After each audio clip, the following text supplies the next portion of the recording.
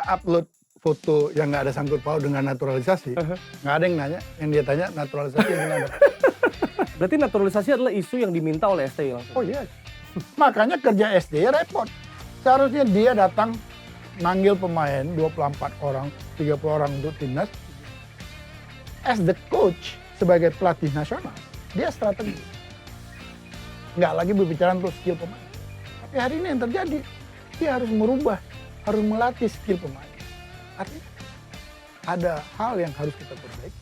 Setelah ngurusin sebelum basket, sekarang bola. Lebih sulit yang mana? Bola. Bola, gue langsung cepat. Gue jawab bola. Selamat datang kembali di Regis Talk bersama Jerry Arvino.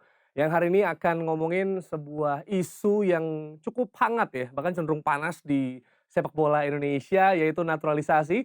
Untuk itu sudah bersama dengan kita anggota Exco PSSI yang juga merupakan ujung tombak federasi untuk mengumpulkan pemain keturunan untuk memperkuat tim nasional Indonesia. Selamat datang di Regis Talk, Pak Hasani Abdul Ghani.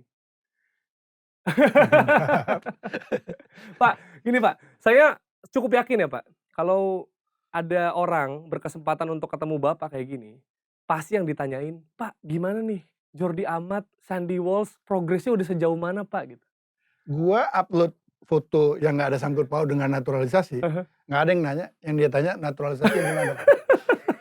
Dia nggak peduli Bapak Nggak apa peduli, ya kan? Mungkin nanti ke depan kalau gua taruh foto ada siapa meninggal gitu, nggak ada tanya, nggak innalillahi itu, dia tanya naturalisasinya gimana Pak? Mungkin rest in peace, tapi gimana Jordi Amat gitu Pak? Gua kayaknya kesan gua sejak gua ngurus naturalisasi, itu gua sudah tanda petik, hidup gua harus buat orang naturalisasi. Kaitannya gitu Pak ya? Ya, terkesan gua ke sana, tapi I'm enjoy it. Oke. I'm enjoy karena saya berpikir apa yang saya kerjakan ini kan demi untuk negara lah. Buat kita sama-sama suka bola, kita mencintai timnas, kita kepingin timnas itu berprestasi. Kalau kalah kan kita sedih. Tapi kalau menang kan kayak sekarang kita nggak masuk semifinal padahal U19 gitu. Sedih gitu.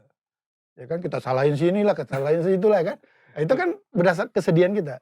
Nah, dasar itulah yang membuat saya kepingin involve di naturalisasi.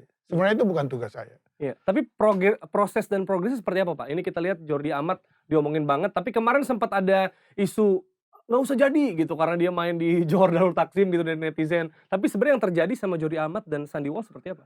Nah, dasarnya kan dulu STY memilih mereka ini melihat dari skill mereka. Mereka bermain di Eropa, mempunyai skill rata-rata di atas pemain yang ada di Indonesia. That proof bisa kita buktikan. Kayak Jordi Amat misalnya. Dia dari semua pemain yang kita ambil sebenarnya is the best. Untuk hari ini ya. Dia sudah pernah bermain di Premier League. Dia sudah pernah bermain di Liga Spanyol. Dia kan pernah bermain dengan Ronaldo. Dia pernah bermain Messi. Questionnya apa lagi? Nah, itu satu. Kedua, keinginan pemain itu mau nggak bermain untuk timnas? Kita jangan sombong juga bos. Jangan dikira semua orang kepingin main untuk timnas kita. Belum tentu. Itu yang terjadi sama Kevin Dix dan His Miller. Banyak. Ternyata setelah saya pergi ke Belanda, saya bertemu, banyak benar pemain kita. Dan belum tentu dia mau main ke Indonesia. Karena ada beberapa nanti yang sebenarnya menjebak mereka. Nah, ini ada pemain bagus, masuk ke kriteria dari pelatih, mau ya kita uruskan gitu. Jadi saya datang hanya mengurus dokumentasi mereka dan minta konfirmasi. Are you okay?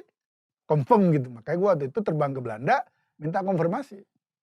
Oke, ya udah kita kerjakan sekarang. Nah, ini dalam proses. Cuma kan banyak orang nggak sabar, kapan selesai Pak? Nah, itu dia. It's Tapi not my way gitu. iya, tapi bisa dibocor sedikit Pak, mungkin Jordi Amat sama Sandy Walsh sudah tahap mana gitu? Ya kan prosesnya kan dari pertama kan kita sebagai PSSI, federasi, tentu ke induk kita yaitu Kemenpora. Nah, dari Menpora itu ada beberapa pertanyaan yang harus kita lengkapi secara administrasi. Mereka lengkapi, baru mereka proses karena ini masalah kewarganegaraan, masuk ke Kemenhunkam. Di Kemenhukam itu memang sebenarnya digodok luar lama karena dia nggak mau nanti ada kesalahan gitu. Selepas dari Kemenhukam yang butuh waktu agak lumayan lama waktu itu, ke Seknek. Karena ke Seknek itu nanti kan keluar Kepres. Jadi mereka harus godok juga di situ. Nah, karena di Kemenhukam sudah istilahnya sudah digodok detail, di Seknek nggak lama. Namun undang-undang mengatakan presiden tidak bisa menandatangani Kepres itu tanpa persetujuan DPR. Itu undang-undangnya. Maka presiden dalam hal ini Seknek mengirim berkas tersebut ke DPR untuk minta persetujuan. Nah, sekarang berada di DPR. Oke, untuk kedua nama ini? Dua nama ini.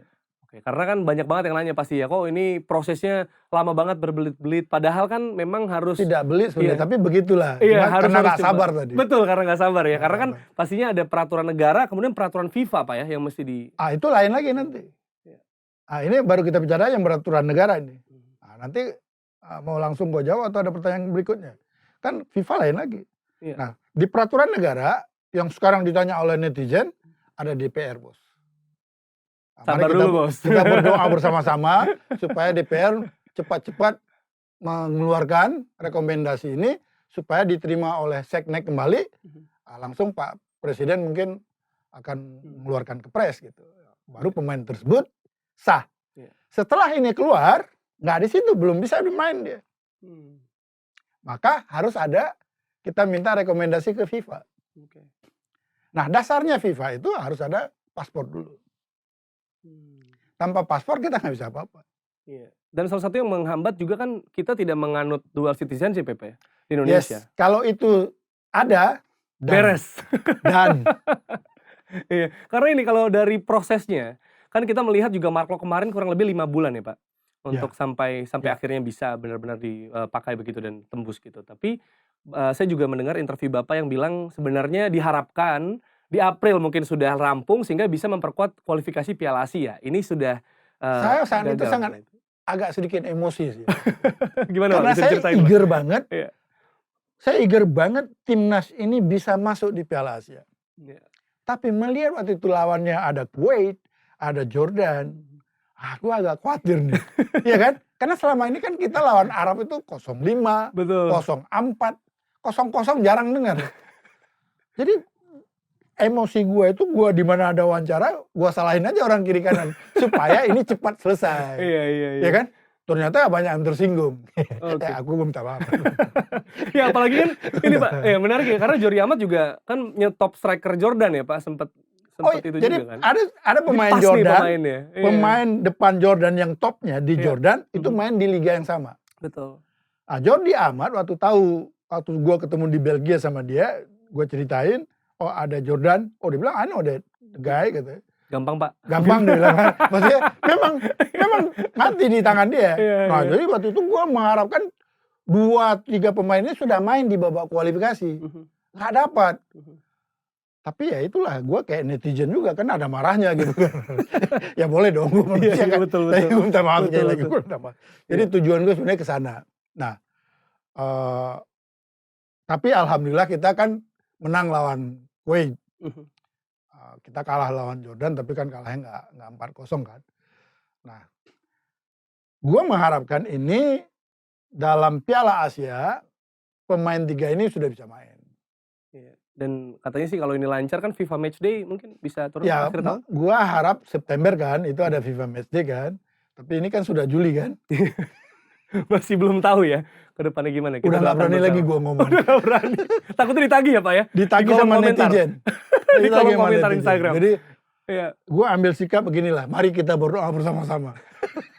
Ngajak doa nih ya. Iya, Nonton kita Regus berdoa Talk. bersama-sama. Oke. Mudah-mudahan cepat selesai jadi FIFA Matchday. Sintayong sudah bisa memakai jasa pemain ini.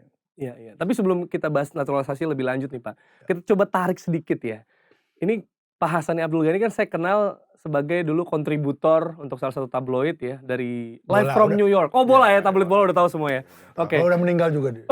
Oke. Kontributor NBA langsung dari New York gitu. Bapak punya kolom tetap juga. Kemudian juga Bapak sempat jadi CEO di Mahaka Sports untuk kalau nggak salah 17 tahun ya Pak. Sebelum jadi presiden komisaris. Kemudian juga penggagas mungkin Piala Presiden yang sekarang ada Ya. Pak, betul? Dan juga yang nyari duit untuk Asian Games, Ya. bahkan melebihi target. Target 1,5 T, Bapak 1,9 T. Kok tiba-tiba Hassani Abdul Ghani mengurus naturalisasi Pak? Proses seperti apa itu? Banyak orang yang penasaran saya rasa. Banyak orang tanya juga, ngapain lu masuk PSSI? That's the question.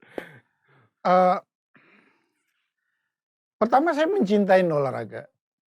Ya tentu kita semua mencintai negara kita.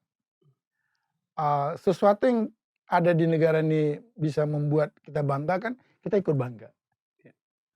Nah, olahraga, gue sebenarnya background gue itu lebih ke sport marketing sebenarnya. Jadi dalam konteks sport marketing, gue udah buat buku malah kan.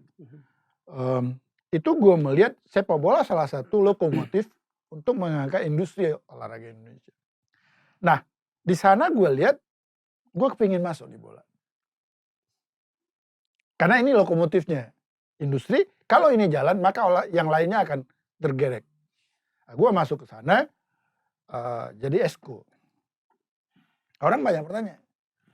Orang bolanya banyak tanya, kan lu tahu apa bola? Yes. Orang berkira gue orang basket. Oh iya, terakhir gue di basket. Tapi dari kecil gue orang bola. Iya, iya. Iya kan? Karena kalau timnas main juga Bapak selalu nonton Oh ya Pak? iya, gue penggemar dari dulu kan. Jadi gue ikutin dari zaman Anja Sasmara, Roni Patinasarani, Yudo Hadianto. Wow. Gitu. Itu udah gue ikutin, gue hafal gitu. Kan zaman dulu kan banyak pemain dari Jayapura kan, juga kan Johannes Ori segala macam kita ikutin. Gue penggemar bola. Sejak gue pindah ke Amerika, hilang touch bolanya. Karena di sana culture-nya basket. Nggak ada bela kan. Nah, itu sebabnya gue main di bola. Nah, setelah gue masuk di bola, di esko, gue terpilih dari 12 esko, gue salah satunya terpilih.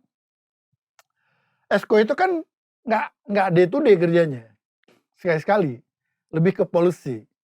Nah, gue mendengar setiap rapat, ada naturalisasi yang kita sudah okekan, yang diminta oleh pelatih. Untuk, kita kan juga target ke pelatih. Sintayong harus menang, harus mencapai ini. Oke dia bilang, tapi gue perlu tambahan setelah dia melihat materi pemain yang ada di Indonesia. Iya, berarti naturalisasi adalah isu yang diminta oleh STI langsung. Oh yes, dia minta. Request langsung ya Pak? Dia request. Ketika dia di-assign menjadi pelatih timnas? Setelah dia desain, setelah dia melihat materi-materi yang ada, and then dia minta. Nah, diputuskan bisa, tidak ada pelanggaran di situ. Karena lalu kita minta yang tidak ada pelanggaran dengan aturan FIFA.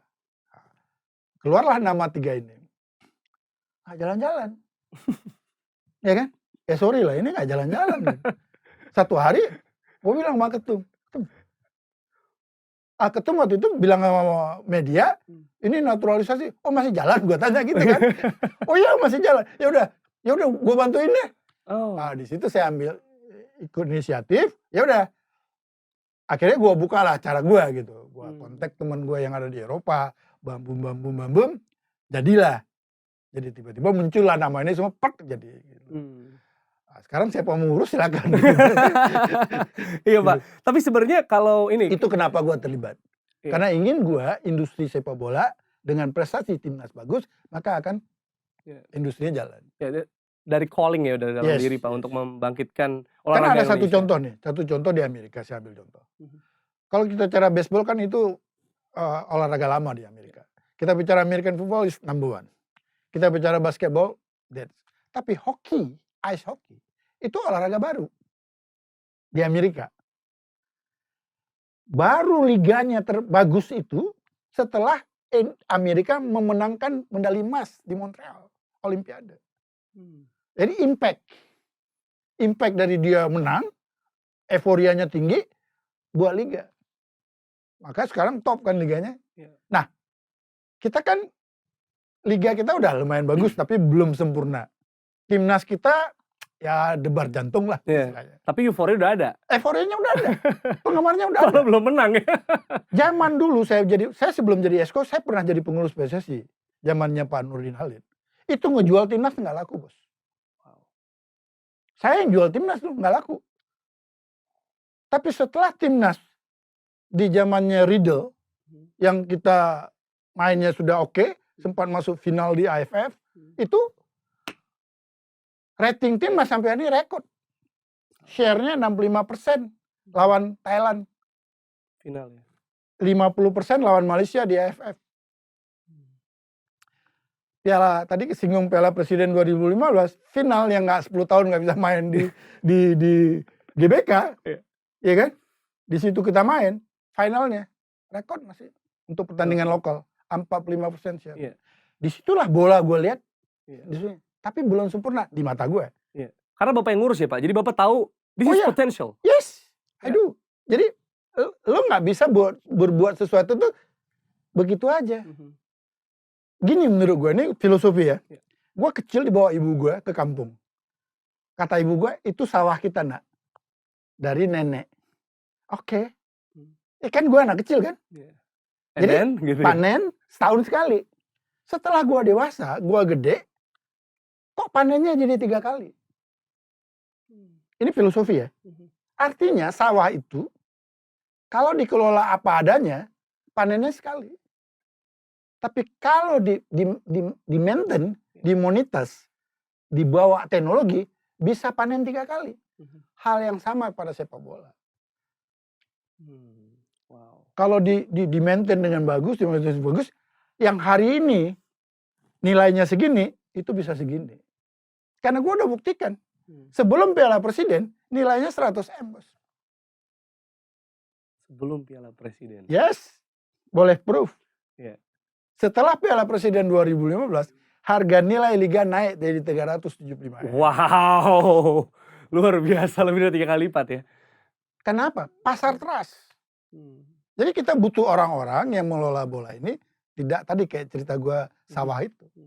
And you know how to ini ya, maksudnya. Oh nggak bisa gue sendiri. Iya maksudnya. Tapi perlu. Your team. Ya rame-rame lah. Yeah. Yang penting ada keterbukaan. Oke, nah ini berkaitan soal keterbukaan Pak. Banyak yang penasaran juga soal proses naturalisasi gitu. Gimana sih Pak prosesnya untuk yang sekarang ya?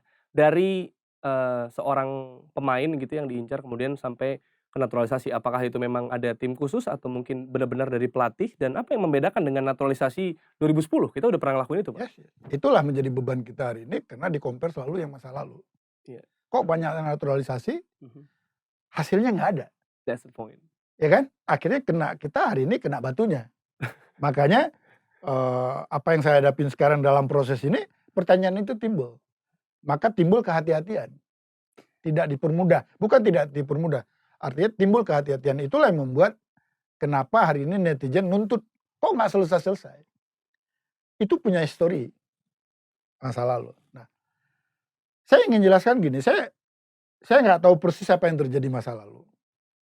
Tapi saya bicara step dari yang saya tahu sekarang. Itu tadi, begitu kita hire STY, saya termasuk yang interview STY. Kita menuntut dia. Apa yang bisa, kalau kami pilih Anda sebagai pelatih, Anda bisa bawa kemana Indonesia? Dia berjanji ingin bawa Indonesia paling nggak bisa juara di Asia Tenggara. Oke, AFF. Apalah, AFF atau Asian Games, SEA Games kayak apa gitu. Ya oke, tantangan itu kita terima. Nah, lalu setelah dalam perjalanan, dia bilang, kalau Anda nuntut saya boleh dong minta sesuatu untuk mengimbangin target kita. Maka timbullah tadi pertanyaannya, dia butuh pemain naturalisasi. Nah, pemain naturalisasi ini sudah tidak haram lagi hukumnya. Karena oleh FIFA sudah dibolehkan. Nah, FIFA itu membolehkan pemain naturalisasi yang tidak bermain di Indonesia, itu harus punya turunan. Garis turunan. Paling tinggi kakek nenek. Buyut nggak boleh Pak ya? Buyut nggak boleh. Oke. Baru ayah ibu. Nah, tapi kalau dia nggak punya hubungan gini, turunan, dia boleh bermain di Indonesia atau stay di Indonesia 5 tahun. Betul-betul. Oh seperti yang terjadi di liga kita ya? Seperti Maklop. Nah, itu maka dia nggak bisa. Gonzales Nah itu. Nah, oke.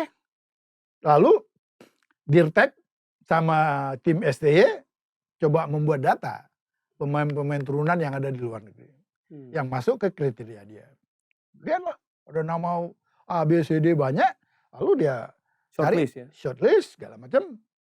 Ada beberapa nama. Nah, saya masuk di situ. Itu ada namanya Kevin Dick dulu, ada Helger, ada macam-macam. Emil Audero Pak? Nah, itu itu terakhir. Oke. Tapi ini di awal benar ini. Udah masuk.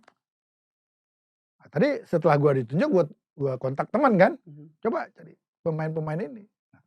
Oke, tadi ada pertanyaan yang belum saya jawab sebenarnya. Dasar apa dia pilih pemain ini? Jadi STY itu punya tim khusus Oke. yang melihat kapasitas dan skill dari pemain yang dia akan pilih. Nah, jadi menurut gua dari rekomen pemain yang dia diambil, itu setelah kita lihat benar, ya memang barang bagus. Oke. Jadi dia nggak asal ngambil pemain. Banyak orang yang rekomen si A, si B, si C. Iya. Netizen misalnya Pak. Ya nggak masuk. Banyak orang nitip ke gua si A, si B, si C nggak masuk. Oke. Berarti quality controlnya adalah STY dan tim ya? Ya, ada tim kecil dia. Wow. Jadi kami federasi menerima permintaan dari dia. Saya hanya mengurus sebenarnya. Jadi kan hari ini orang nanya, Pak sudah sampai mana? Sebenarnya tugas gue udah selesai. Iya. Gue tidak mengurus lagi di dalam negeri. Jadi Bapak comblangnya ya Pak ya? Gue comblang di luar negeri. Gue di luar negeri, waktu meyakinkan pemain ini, Oke. gue datang, gue ketemuin orang tuanya, gue ketemuin mereka. Sebenarnya di situ doang sih tugas gue. Oke. Ya gue di sana sok-sok jadi kayak bule lah gitu kan. Iya. Jadi yang membedakan itu Pak ya, kalau waktu itu mungkin untuk kepentingan liga juga. Dulu kan mau supaya ada campur-campur. Iya. Jujur lah. Iya. Kadang-kadang kepentingan buat klub dipakai timnas. Iya. Supaya kuota pemain asing itu bisa diakali ya Pak. Makanya jangan ngakal-ngakalin. Susah kita di ujung nih. Betul. Apalagi dibandingkan gitu Pak. Terus juga ada pertanyaan kan terkait soal naturalisasi ini, pastinya saya juga dengar Bapak Menteri juga menanyakan gitu. Kenapa banyakan back gitu? Striker, apakah ini benar tidak sesuai? Gue juga bertanya yang sama kepada STY. Apa tidak sesuai? Karena ada Orad Mangun Pak. Ya, jadi gue tanya, waktu gue ketemu STY, gue tanya, kok rata-rata pemain belakang? Ya kan? Jadi dia bilang gini, dari pemain turunan, yang terbaik di mata dia, itu rata-rata pemain belakang. Bukan pemain depan. Pemain depan kualifikasi dia. Dia kualifikasi. Ya, kualifikasi dia nggak masuk ke kriteria dia. Jadi ya udah. Kan tanggung jawab terakhir ada di pelatih. Karena kalau timnas gagal, yang dipecat pelatihnya bukan kami. Iya benar. Ini pertanggungjawaban dia. Lo kan udah minta nih, udah pakai cara lo deh gitu. Iya. Gua kan cuma bantu doang. Gua bantu karena nggak jalan-jalan kan. Kita bantu udah jalan sekarang. Jadi semua sebenarnya ini ada di dia. Kan orang bilang, kok semua sekarang lepas tanggung jawab ke STY? Ya memang dia pelatihnya. Dia yang butuh. Nah, kenapa pemain belakang? Ya pemain belakang ini yang menurut kriteria masuk. Tapi kalau 4 ini ada di belakang tambah Elkan Bagot, mantap juga. Mantap juga ya untuk Piala Asia nanti. 180 semua tuh tingginya. Betul. Kalau lawan-lawan nanti di Piala Asia, ya lu mau kasih bola tinggi, kasih aja. Betul. Tapi ini menimbulkan hal lain Pak. Menimbulkan komentar lain dari netizen, dari pengamat mungkin sepak bola, ya, dari kritikus gitu ya. Bahwa lu sebut aja namanya. ada banyak Pak beberapa. Saya nggak bisa ya. mention satu nama. Ya. Tapi tadi ya, misalnya Bapak tadi bilang, kalau 3 nama tadi yang udah kita sebut, kemudian tampilkan Bagot, ini akan mengisi, anggaplah back 4 kita. Back 4 STY di Piala Asia nanti. Tapi kita juga punya pemain-pemain yang sudah dibina, pemain muda yang juga sudah bermain di luar. Kita bisa bilang mungkin Asnawi, Arhan gitu kan. Ada anggapan bahwa naturalisasi ini bisa membunuh pembinaan. Ada juga bisnis agen, ada juga ini terselubung dan lain sebagainya Pak. Bagaimana Bapak berkomentar atas itu? Ada yang mengatakan ini bisnis agen. Lo berbicara pemain profesional, pasti berhubungan dengan agen. Di dunia ya, dimanapun. Kecuali lo hidup bukan di dunia. Akhirat belum datang bos. Kan janji akhirat dalam agama kan belum datang. Betul. Ya kan sekarang kita masih hidup dunia. Jadi lo berhubungan dengan itu. Jadi kalau protes, jangan sampai ngejebak diri sendiri gitu. Nggak mungkin kita nggak berhubungan dengan agen. When we talk profesional. Agen di luar itu rata-rata legal. Oke, itu satu. Kedua, apa tadi kedua? Iya katanya membunuh pembinaan. Membunuh pembinaan. Pak, talenta muda kita udah banyak Pak. Ya. Gue malah lihat kebalikan. Sifat manusia, kalau nggak dikasih challenge, dia manja. Comfort. hidup comfort itu biasanya gemuk dia, berperut akhirnya. Betul. Enak dia makan, minum, tidur gitu. Betul. Tapi kalau dikasih challenge, manusia normal kalau dikasih challenge, dia selalu ingin lebih. Iya. Competitiveness ya, Pak? Yes. Berbicara sepak bola, berbicara olahraga kompetitif. Jadi kalau kita ambil pemain luar, ini kan membuat kompetitif. Maka nanti akan timbul kompetitif, bersaing. Persaingan sehat tentunya. Tidak, makanya kita nggak boleh membela. Harus fair di situ. Fair play-nya harus ada. Saya melihat kebalikan malah. Tidak membunuh, malah menumbuhkan. Melahirkan pemain-pemain yang punya mental speed. Hari ini gue lihat pemain kita udah bagus. Kemarin kita lawan Myanmar. Babak 4, menit keempat kita udah masuk 1-0. Wah, kalau dulu selesai bos. Paling kuat 1-1. Terlambat panas, Pak ya? Bukan terlambat panas. Nggak ada Oh, itu. fighting spirit. Fighting spirit. Ya. Hari ini gue lihat anak-anak itu, wah semangat. Seakan-akan nggak ada itu 1-0 itu. Main. Oke, jadi yang diharapkan itu ya, bagaimana caranya memiliki skill, memiliki mental untuk bisa menyingkirkan para pemain naturalisasi bisa Kan dibilang secara timbul, posisi. mungkin orang itu kan sesama sekarang lokal juga bersaing. Jadi kedalaman squad juga rata gitu Pak ya? Oh iya. Ya kan? Belum nanti ilmu yang dia dapat. Ya kan? Belum lagi pertemanan. Misalnya Jordi pernah di Eropa, kan memang di Eropa. Terus pemain ini kan bisa main di Eropa. Bukan artinya nanti Jordi udah nggak main di Eropa, main di Malaysia, hubungan dia hilang di sana. Wong dia besar di sana. Betul. Jadi terlalu cepat juga orang kita memutuskan. Terlalu reaktif itu Pak. Jadi kalau saya mengatakan gini, tolong berpikir cara orang, jangan berpikir cara kita. Nah, itu saya lihat kompetitif. Adakah batasannya Pak? Maksud dalam arti naturalisasi, apakah endgame-nya ya nanti kalau emang kita, misalnya nih, kita kan nemuin banyak pemain belakang. Kalau ternyata nanti menemukan striker, menemukan winger, menemukan tengah, apakah nanti bisa aja mungkin kita diisi semuanya naturalisasi? Itu tidak ada hukumnya. Tidak ada batasan dibuat oleh FIFA. Itu lebih ke etika kita aja. Mau nggak kita isi dengan itu semua? Saya rasa enggak lah. Tapi nggak ada ini Pak? Yang kemarin makanya kita, SDE kan boleh minta siapa aja. Kami di Esko itu akan menyaring. Ya tentu gua kalau ada minta 12, gua juga yang menentang. Gua nggak setuju. Nah kalau kami 12 orang tidak setuju, voting, SDE nggak bisa. Jadi kita akan saring itu. Tapi kalau menurut gua gini lah, kalau gua ambil misal sekarang, kan suntik 2 kali vaksin kan sekarang nggak boleh naik pesawat kan? Betul. Nah, 3 pemain ini boosternya. Melengkapin dari 2 syarat pemain lokal. Ngapain kita harus kecewa? Kenapa kita harus jealous? Dari 30 pemain nasional, cuma 3 orang kita ambil. Itu 10% kalau hitungin percentage. Iya, toh kenyataannya tadi kita sudah ngobrol sebelum ini, timnas basket juga sama. akhirnya berprestasi. Happy aja kita kan kalau menang kan. Kemarin kita kalah lawan Saudi. Kemarin kita hajar kan. Yes.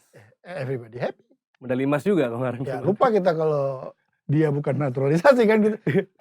Jadi menurut gue 3 atau 4 oke lah. Tapi kalau 11 ya enggak lah. Oke.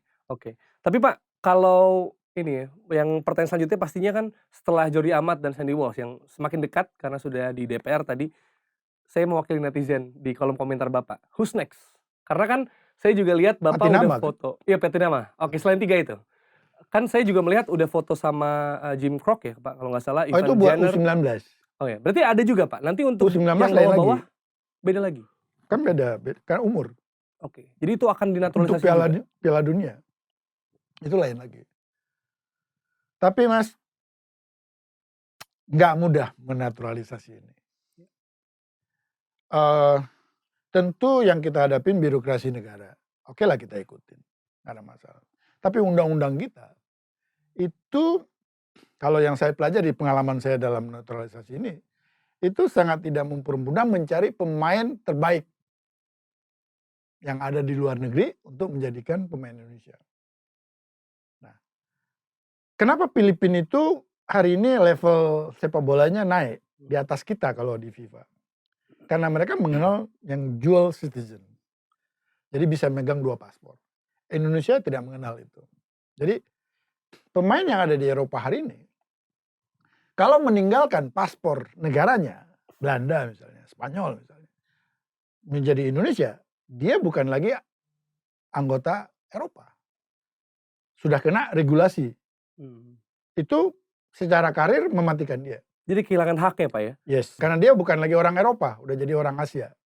Nah, jadi saya waktu Jordi pindah ke JDT, Malaysia, saya nggak ribut. Kenapa? Kehilangan hak dia di Eropa. Nah, pas dia ngambil WNI-nya saat kontrak dia selesai. Pertanyaannya kenapa Sandy Walsh diam aja? Sandy Walsh punya kontrak 4 tahun ke depan. Jadi nggak terganggu dia kalaupun dia pindah warga negara. Dengan sisi kontraknya. Kenapa dulu Kevin Dick, Miss Hilger, yang cinta Indonesia tiba-tiba nggak jadi? Begitu dia tukar paspor Belandanya hilang. Status dia sebagai, sedangkan dia berkarir di sana. Status dia sebagai pemain lokal hilang. Menjadi pemain foreigners. Kalau foreigners ada regulasi di Belanda, tidak sama dengan pemain lokal. Klub itu harus bayar pemain dari luar itu lebih tinggi harganya.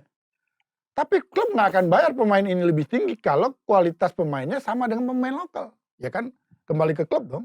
Betul. Kecuali diambil pemain dari Amerika Latin kayak Suarez gitu, atau Afrika gitu. Iya. 1-2 gitu. Tapi ini kan dia tahu ini pemain Belanda. Betul. Cuma pindah. Nah itu konteksnya. Tapi suatu hari kalau negara kita merubah undang-undangnya atau ada, saya mengharapkan ada satu perubahannya gini. Banyak sekali orang Indonesia di luar negeri tidak hanya pemain sepak bola, tapi yang ahli nuklir, ahli IT segala macam, itu akhirnya meninggalkan paspor Indonesia karena dia terjebak oleh aturan negara tempat dia bekerja. Ya.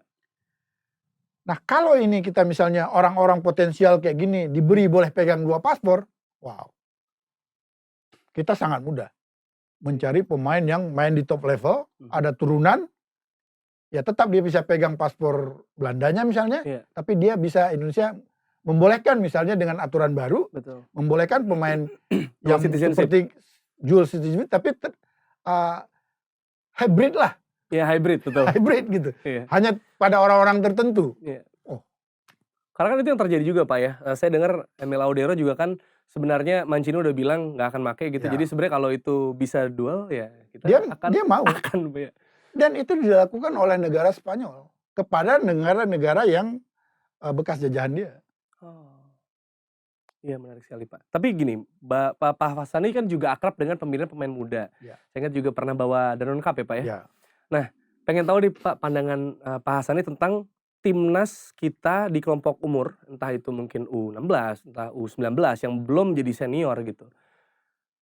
Bagaimanakah melihat ekspektasi kepada mereka? Karena kan kecenderungannya gini, Pak, karena timnas senior belum berprestasi, jadi kita tuh merasa U19 juga harus dong membuktikan juara gitu kan. Paling tidak ini jadi pelipur lara. Tapi di sisi lain kan ya mereka berpikir sepertinya belum waktunya gitu. Ini bikin pro kontra, Pak. Kalau Pak Hassani ngeliatnya gimana?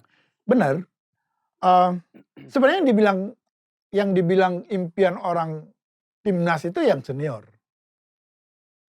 Sekarang aja ya kita U19 pun kita nonton. Dulu kan kita nggak ikutin. U19, U16, U23 kita nggak ikutin. Senior aja kita ikutin. Makanya yang selalu kita ikutin tuh Anja Sasmara atau Ricky Yacob gitu kan. Waktu Ricky Yacob main junior kita nggak tahu. Tapi hari ini berubah. Kenapa? Seniornya nggak punya prestasi. Jadi kita lihat mana yang prestasi. Sempat berprestasi U19. Zamannya Coach Indra. Kita sempat juara AFF. Kita sempat masuk final di SEA Games. Itu kan buat kita satu kebanggaan. Kalau seandainya senior kita bagus, ya kita juga ini nggak lihat. Tapi begini. Nggak mungkin ini jadi kalau di sini kan nggak mensuplai pemain yang benar kan. Saya waktu pegang Danone, waktu saya pegang remaja lah gitu. Iya. Dan sekarang pun saya dapat tugas dari PSSI untuk masalah percepatan pembangunan persepak bola nasional, yaitu Impres nomor 3 itu. Iya. Di situ saya riset dengan tim, apa sih kendalanya? Kok sepak bola kita nggak bergerak-gerak? Ada 2 yang saya dapat sangat fundamental. Satu, pembinaan paling dasar. Kita ada kesalahan di situ. Yang kedua, industrinya nggak jalan. Mentok. Kenapa nih industri nggak jalan? Jadi ala kadar gitu. Nah, di pembinaan paling dasar, SSB kita banyak. Tapi itu kayak pohon tumbuh liar di hutan. Tumbuh karena subur tanahnya. Tapi ya tumbuh begitu aja. Nggak menghasilkan yang kita harapkan. Karena tadi teknologi nggak masuk, manajemen nggak masuk. Nggak dilihat juga gitu. Nggak dilihat. Seberapa banyak orang ke hutan. Ya. Begitu kita buka hutan, ternyata kita lihat banyak tumbuhannya bagus kan. Itu saya lihat kemarin di Belanda. Di Belanda ada regulasi, federasi, federasinya membuat satu, misalnya pemain itu diambil oleh Ajax. Kalau PSV mengambil pemain yang masih diasuh di akademi Ajax, masih bukan akademi lah, level SSB, itu si PSV ini harus bayar. Di kita enggak. Di kita sekarang siapa aja boleh ambil di SSB. Jadi nggak ada itu regulasi. Nah, dari situ saya lihat, kita ambil contoh beberapa negara tim saya. Kita ambil contoh Belgia sama Jerman. Jerman setelah kekalahan mereka nggak bisa juara Eropa, mereka coba rombak. 2004 ya Pak? 2004. Akhirnya timbullah namanya School of Excellence. Ada 42 School of Excellence di Jerman. Saya bilang, wah this is good. Kenapa nggak kita lihat Indonesia kita buat School of Excellence. Jadi menampung pemain-pemain terbaik yang ada di SSB sekarang untuk kita jadikan pemain yang benar untuk akhirnya nanti lahir dari SSB itu ke akademi, ke klub, langsung ke senior. Tapi udah punya fondasi yang benar. Sudah nggak kalah kualitas dengan Eropa.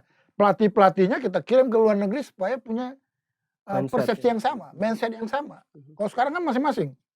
Nah, itu salah satu yang kami dapat hasil riset. Nah, kalau ini bisa jalan, target saya itu di 34 provinsi ada satu School of Excellence. Wow. Ini menjawab, karena selama ini terbukti kita itu sampai U16 top. Setelah 16, memble. Itu pertanyaan banyak orang, Pak. Yes, kenapa? Why? Sedangkan di Eropa, di negara-negara maju, yang sepak bolanya maju, 16 baru start. Sisanya main fun ya Pak, sebelum itu? Yes, kita main ngotot. Harus menang. Malah kadang kayak dicambuk gitu. Harus menang. Ya kan orang ada peaknya manusia ini. Betul. Psikologis. Nah itu kan kalau kita buat School of Excellence kan kita ajarin. Iya. Nggak boleh Pak di-push. Manusia itu ada batas. Ya, anak itu harus nanti umur 16 baru kita drill. Nah, di bawah kita buat fun. Tapi kita tanam yang benar. Bagaimana main bola, kita kasih lapangan yang benar. Kan selama ini pemain kita, kayak gue misalnya, gue kecil di Aceh. Gue main bola. Tapi tunggu panen bos. Baru ada sawah kosong. Ada lapangan, main kita bola. Gimana bola mentalnya sama? Main di sawah. Gak ada lapangan yang bagus. Nah di School of Excellence, atau nanti kita perbaiki, itu punya standar FIFA. Jadi anak kecil sudah tahu cara main bola yang benar. Dia udah mantulnya aja udah tahu. Kok sekarang nggak bisa Bu, ngeraba semua. Makanya kerja SD repot. Seharusnya dia datang manggil pemain 24 orang, 30 orang untuk timnas. As the coach sebagai pelatih nasional, dia strategi. Nggak lagi berbicara untuk skill pemain. Tapi hari ini yang terjadi, dia harus merubah, harus melatih skill pemain. Artinya kan ada hal yang harus kita perbaiki. Iya. Ini sebuah ide luar biasa Pak. Saya nungguin banget nih School of Excellence ini ya. Nggak gampang Mas. Yes. Karena itu butuh dana, Betul. butuh ada tangan Tuhan yang membuat itu. Melancarkan semuanya. Ya kalau ngomongan gue nanti dibilang wacana doang. Ya gue kan dari dulu ini kan baru gagasan ya Pak ya. Gue kan background gue wartawan, gue ngomong aja. Gue mau nulis dulu. Kalau hari ini karena udah model negara eranya sudah berubah, kita bicara kan gitu kan. Iya. Ya mau Sharing maaf ide ya, kalau Pak, ya? share ide. Betul betul. Tapi kalau diajak gue punya ilmu, Oke. mau gue ikut. Oke. Nah, berkaitan soal ilmu, Pak, ini saya agak melebar dikit. Pak Hasani kan sebenarnya sangat berpengalaman di sports marketing, ada bukunya juga, Liga Sports Management.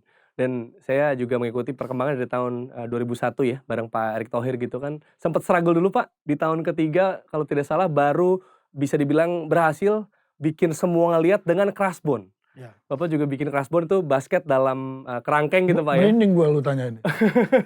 Karena di situ step Iya. gue naik. Itu dia.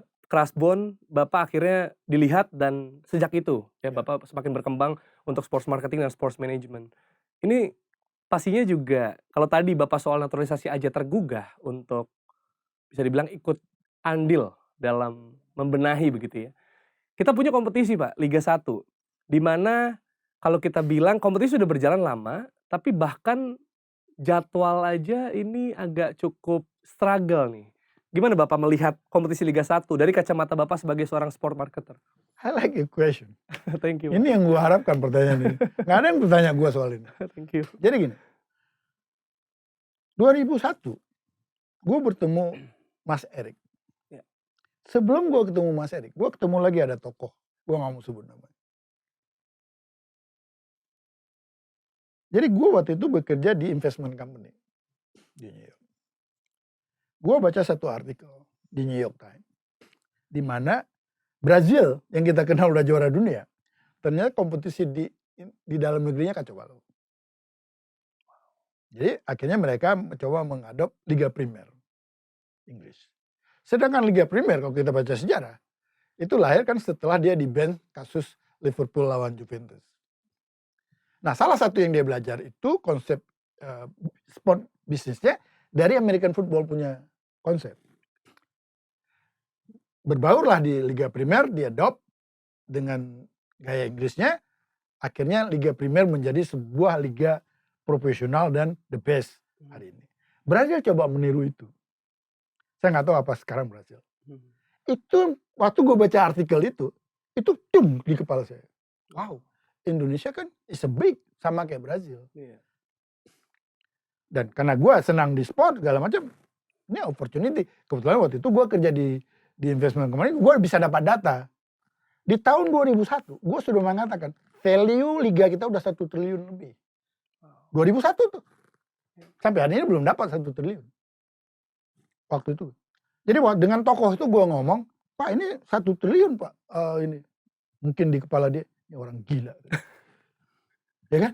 Jadi dia ya aja kan. Tapi body language kan kelihatan. Betul. Waktu gue ngobrol ini sama Mas Erik, Bang lu pulang nih ikut gue katanya.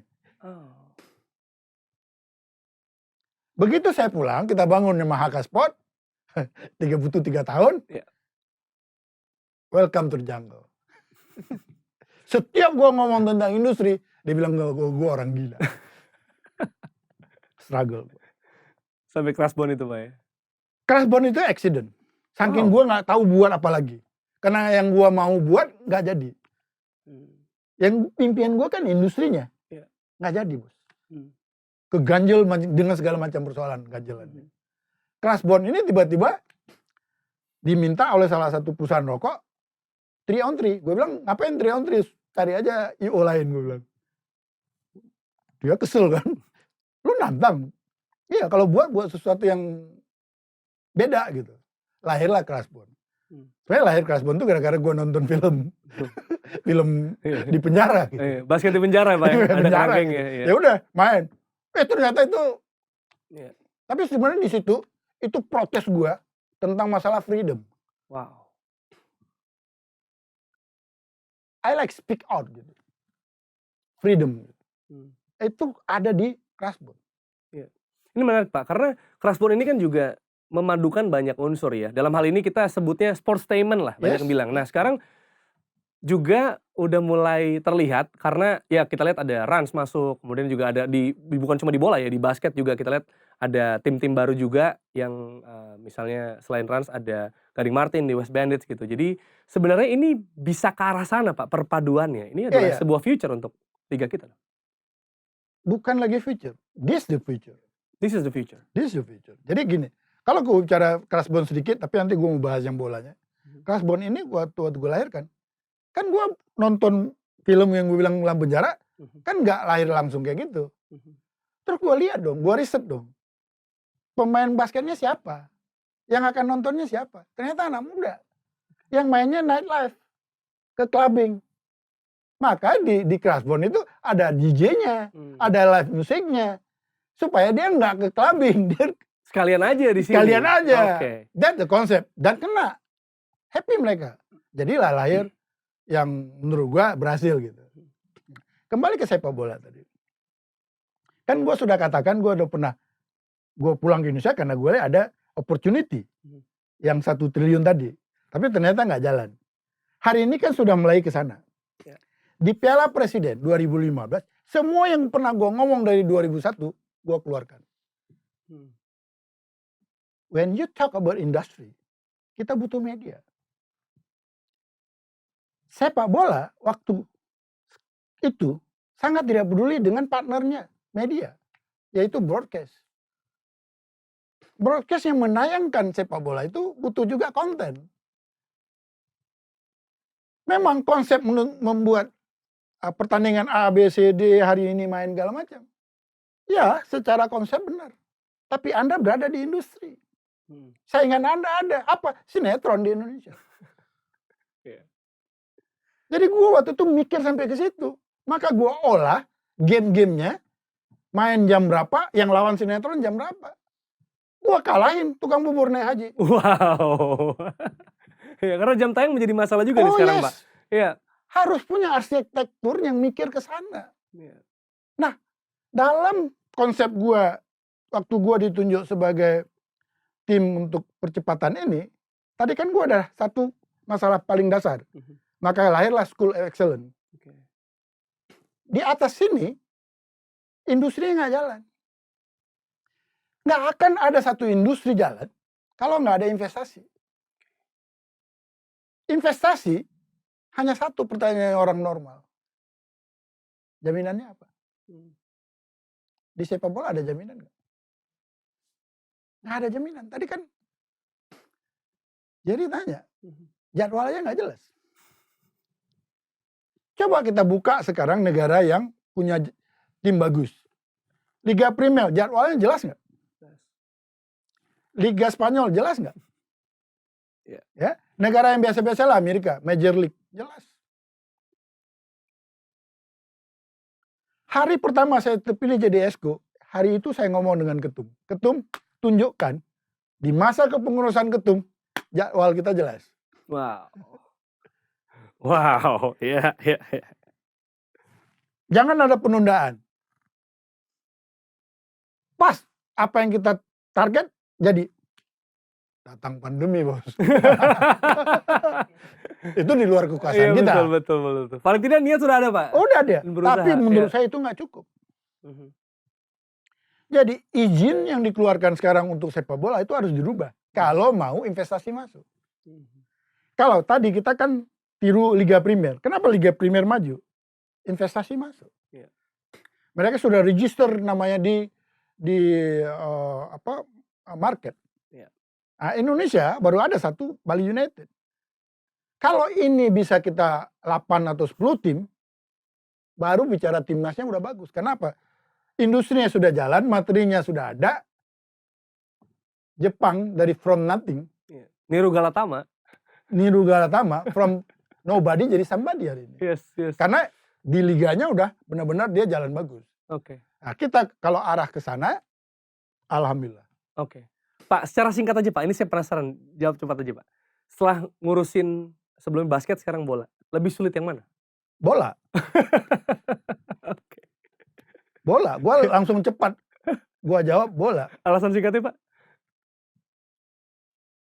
Nggak tahu, nggak bisa jawab gue. Tapi di bola ini banyak kali tantangannya. Oke. Kalau di basket, gue dulu kayaknya sedikit ngomong, oke, masuk gitu. Di bola kayaknya Mas Jerry setuju, yang sana nggak setuju. Oke. Kepentingannya banyak. Jadi ya harus banyak kesabaran. Dan gue nggak boleh kasih tahu sama istri gue kalau gue dimarah-marahin di bola, gitu nggak boleh gue kasih tahu. Karena nanti dia bilang, oke, lu nggak boleh lagi main di bola. Wow. Kalau istri gue tahu. Iya. Gue di bola dimarahin. Waktu pegang Piala Presiden, dimarahin kalau ada tim yang kalah. Ya kan? Yang Jadi benerin Bapak ya? jadi ya kalau dia, jadi gue dimarahin. Jadi this bola is Iya. so many challenging Iya. dan gue belum selesai di situ. Oke. Gue orangnya kalau belum selesai nggak dapat, gue kayak nggak mau mundur. Iya. Bukan kepingin ada jabatan ya.